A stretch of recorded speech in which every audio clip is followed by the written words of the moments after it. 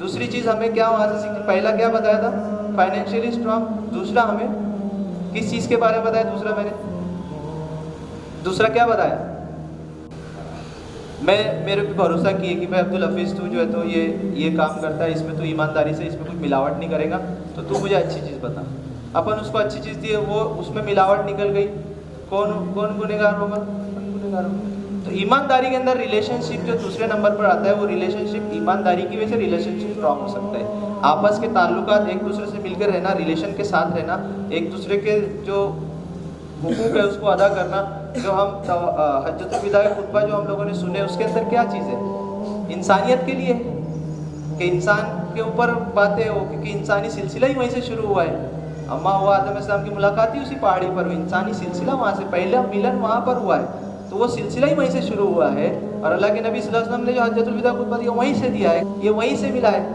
कि पड़ोसियों के बारे में इतना पता है कि सहाबा डरने लगे कि ऐसा नहीं कि इनको भी विरासत में हिस्सा देना पड़ जाए, वहाँ से ही मिला है। तो हम हज करके आए हैं तो हमें क्या दर्स मिला है, क्या चीज़ मिली है, दर गुजर कैसे करना चाहिए, लोगों के साथ मिलजुल के कैसा रहना चाहिए, ये असल दर्स हमें मिला है। नंबर तीसरी चीज़ हमें क्या दर्स मिला है, तीसरी इंपॉर्टेंट चीज़ क्या मिली हमें, आप लोग हज किए माशाल्लाह, किस चीज़ की आपको वहाँ पर कमी महसूस होती थी।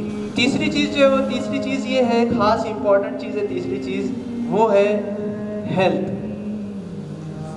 सेहत। इंग्लिश का एक थॉट है, अब असल में अल्लाह ताला जज़ाए कर दे हमारे वालिद मोहतरम को, इन्होंने हमको इंग्लिश मीडियम स्कूल में पढ़ा है, तो मैं कुछ इंग्लिश लफ्ज़ बोलता हूँ, उर्दू मीडियम से नहीं पढ़ा हूँ।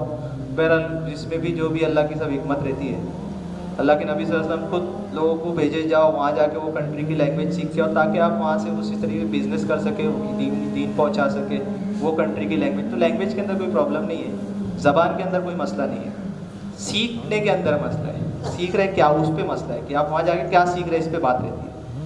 तो वहाँ पर थॉट हम लोग के यहाँ ना रोज़ सुबह बोर्ड के ऊपर थॉट लिखे रहते थे, रोज़ थॉट ऑफ द डे, आज का अच्छा ख्याल, ऐसा बोलेंगे अपन, अच्छे ख्याल, और रोज़ बोर्ड पे लिखा रहता है। तो उसमें के बहुत सारे थॉट्स हम लोग को याद हो जाते हैं, रोज़ बोर्ड पे जाके देखो कौन सा थॉट है, डेट लिखने थॉट लिखा रहता है, डेट देखने के लिए ऊपर मुंडी करो थॉट लिखा रहता है। तो वो थॉट में का एक थॉट मेरे को हमेशा याद रहता कि इफ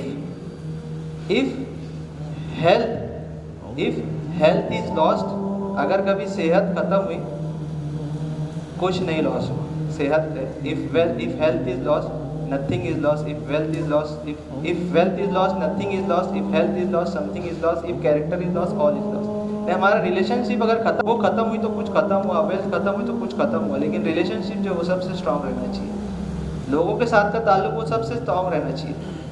तो वो स्ट्रांग रखने के लिए हमें बाकी की चीज़ों पर ध्यान रखना चाहिए। जो तीसरी चीज़ हम लोग की सबसे इम्पोर्टेंट चीज़ है वो है हमारी हेल्थ, कि हेल्थ इतनी इम्पोर्टेंट है कि अगर कभी आदमी के पास में सेहत है तो वो वक्त पर सब तवाफ़ ज़ियारत भी करने के लिए वक्त पर बराबर पहुंच गया। यानी पहले ही दिन वो पूरी रात जो है तो पहले अरफात का मैदान से मुज़दलिफ़ा चल के आया, मुज़दलिफ़ा में सिर्फ दुआ किया, सोया भी नहीं, पीट भी नहीं, चीज़ किया, फिर भी गया मीना में कंकड़ी भी मांग रही, फिर कुर्बान गाह भी गया, उतनी दूर चलना पड़ा, टैक्सी वाला चला नहीं रहा था, नहीं चल रहा था, नहीं मिली टैक्सी, चला गया, सब उसकी स्ट्रांग हेल्थ रहने की वजह से वो सब अरकान क्विकली कर पाया।